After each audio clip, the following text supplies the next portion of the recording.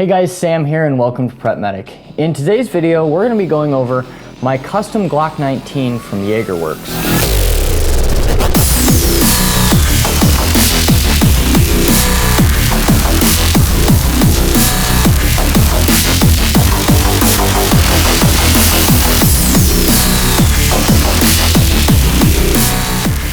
Before we get going, I'm going to check this.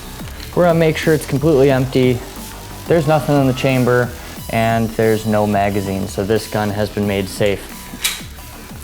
So this is like I said before, this is a custom Glock slide from JagerWerks. You'll see I've had the slide milled and I've had the Trijicon RMR placed on it, and then suppressor height night sights as well. So if you don't know, JagerWerks is a milling company. They'll do custom Glock slides, Smith & Wesson, and then they'll also attach certain optics for you. The reason I went with JagerWerks is because they are a pretty affordable option when you're comparing them to places like Agency Arms that you're paying over $1,000 for a lot of the same stuff. Granted, this is a little bit less, so I understand where the price difference is, but essentially this was a little bit more affordable for me at the time. So when I got this done by JagerWerks, I had the package done. I had the package deal.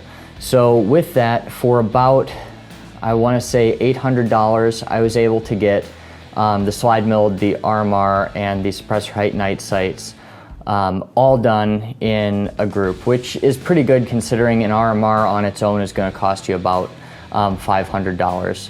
Now, nothing else to this Glock has actually been modified yet. I'd like to get the Brownells 80% lower, but just saving up a little bit of money until I can actually afford that. So, do you need this? Does anybody need a Glock like this? Absolutely not. This is not something that greatly improves the performance of this Glock. The RMR is nice, but if you're a good shot, really the RMR is not going to help you all that much. I bought this because I wanted it. Absolutely no other reason. So kind of as the review of it, it's really good quality. The lines are clean. The Cerakote option is really clean, and I had the black nitride placed on this. And then the RMR and the suppressor height night sights have worked really well for me. This is an RMR 01, so it's the little bit of a smaller red dot on it. I haven't noticed the flicker a lot of people say that comes along with these, but I will tell you that when you first get this on, you really need, especially if this is a defensive weapon for you, you need to go out to the range and you need to practice a lot, because when you first start presenting the pistol, if you're not used to it, you have to hunt for that dot, which is not something you want to do in a real world scenario. I carry this gun as my concealed carry weapon, so I really went out a lot and practiced with this until I was proficient, probably upwards of 500 presentations of the gun before I was comfortable getting that red dot every single time. And then it's also important, if you ever have an electronic optic, you need something as a backup. So that's why I have the suppressor height night sights on this. And then like on my patrol rifle, I have the flip up Troy battle sights that co-witness with my red dot as well. You never want to rely on something electronic all the time, although it is kind of nice to have. Now, I have noticed that now that I've practiced with it, I am a little bit more proficient using the red dot than iron sights. It just makes target acquisition a little bit easier. So all in all, I really like it. Now, the Trijicon, or the suppressor height night sights by Trijicon, they've got tritium inserts, and they co-witness well with the sight. I did have one issue. This front sight up here actually became relatively loose and started wiggling around. So I had to get that tightened down, and they actually tightened it down crooked, so I need to go back and get it done. And no, I don't have the tools to do it. I'm honestly not that handy, so I choose to take all my stuff into the shop and have it done by somebody else. So, the slide now, you'll notice all the serrations on it. This is the downrange cut. They offer a bunch of them. If you just want this cut done on the slide, it's about $200, and I believe that comes with the Cerakote option. Why I chose this one is because it doesn't have any ports drilled into it. It doesn't have anything, any openings on the gun.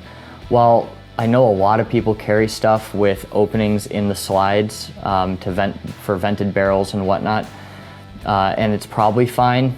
I don't want to run the risk with my primary defensive pistol of like dirt or something getting caught in there and causing the gun to malfunction. I know it's not very likely, but that's kind of how I made that choice. So this is one that doesn't have any ports into the barrel. It just has some serrations at the front and then some stylizing on the side there. And they have their logo just really small, barely even notice it, looks pretty classy. Reason I have the front serrations are essentially it just makes it easier to do a press check. Grip the front of the gun, do your press check, make sure you got a bullet in the chamber. Not a huge advantage, but it was something to have done with the package, so I decided to do it.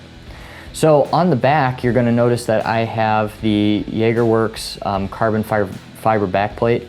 They were nice enough to send me that for free. If you're law enforcement, EMS, fire, just email them, tell them who you are, and they'll throw that in for you. Now, I haven't changed any of the other internals. I haven't messed with the trigger or the barrel yet. I would like to get a threaded barrel for this gun, but like I said, saving up some money before I end up spending money on that. All in all, this is a great gun. It will limit you if you start doing these kind of modifications, and it's kind of common sense, but I didn't think of it when I was getting this done, is it will limit your holster availability. So you need to make sure that whatever holsters you're carrying this with will work with the RMR. But what I was surprised about was actually the night sights limit the holsters you can have, because they'll actually scrape the inside of the holster. So one thing I found that works really, really well is the Raven concealment. I think it's Etalon holster. And this is an appendix carry holster, fits the RMR, fits the suppressor height night sights, and just works really, really well for me to conceal this gun. I've got a Blackhawk Serpal holster that I can wear for external carry if I'm doing like a training with the sheriff's office or something. But for the most part, I'm gonna conceal this appendix, and it will work really well with this holster. Other than that, the reliability has largely been the same, of course, because I haven't really changed anything internally. I haven't noticed any difference with really weight of the RMR. That hasn't been slowing down my the actuation of the slide at all. So I'm very happy with this. I like it. Nobody really needs this, in my opinion. You're fine with a stock Glock.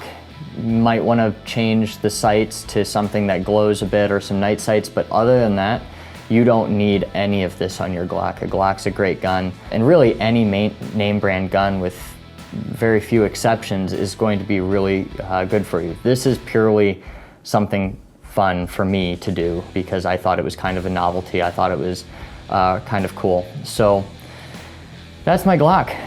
If you guys have any questions on this, please leave them in the comments down below. I really value your feedback to me. I also value your criticism. So if there's something I'm doing that you don't really like, or if I'm completely off base with one of my insertions, please let me know. I don't know everything, and I do enjoy the feedback there. And then if you like my channel and you like the content I've been putting out, feel free to subscribe, and I will see you next week.